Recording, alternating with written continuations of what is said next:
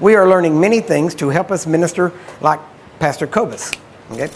They name him. So, and they gave his whole name, so they know about him. So, how can we safeguard to not end our time on earth in a manner like he did? That's a really good question.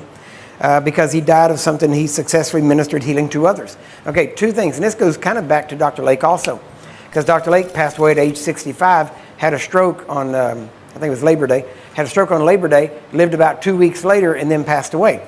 At times he seemed to get better, and then he just passed away. Kobus, now you saw him after I did. You saw him later than I did, just before he died. But we knew him, over several years, and he had beat cancer several times himself. Yeah. And then this last time, now, here's the case, and then we talked about this just the other day, as a matter of fact. Something with Dr. Lake. Dr. Lake made this statement. In some of his sermons, he said, I have run at a pace that few men have been able to run at that pace. And he said, I have lived a life, and I have wore my body out. And he let people around him know. He said, I am tired.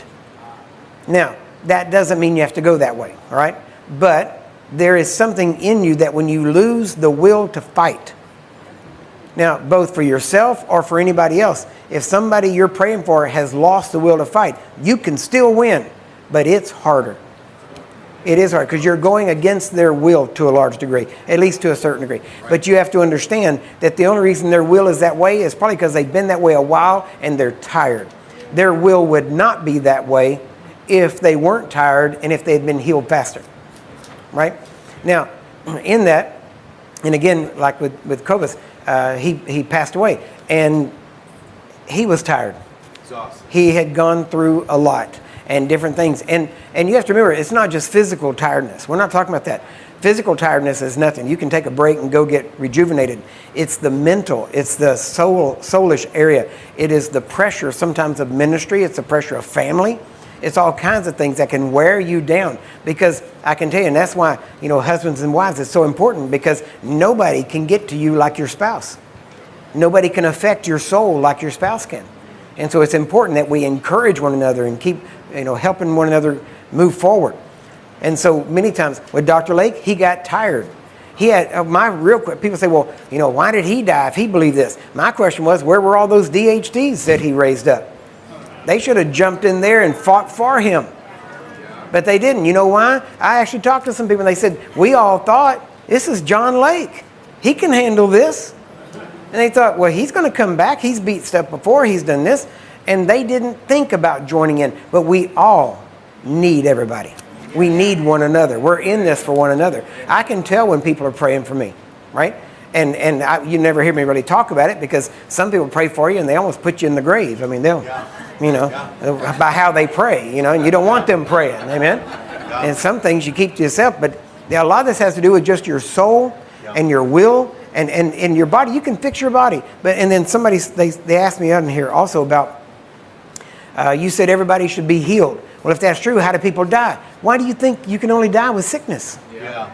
You don't see that in the Bible. You see these people that they're old. They've lived a long life and they're done. And then they lay down and they call all their family around, their kids, grandkids, great-grandkids, and they bless them. And then they commit their spirit to God and they go to sleep. That's how E.W. Kenyon did it. Yeah, how E.W. Kenyon did it. Kenneth Hagin did that, and E.W. Kenyon both did that. But, regarding that thing with Corbus, and I know that Pastor Curry will concur with this, is that like with him, as with others, is that we can still follow their faith. Sure.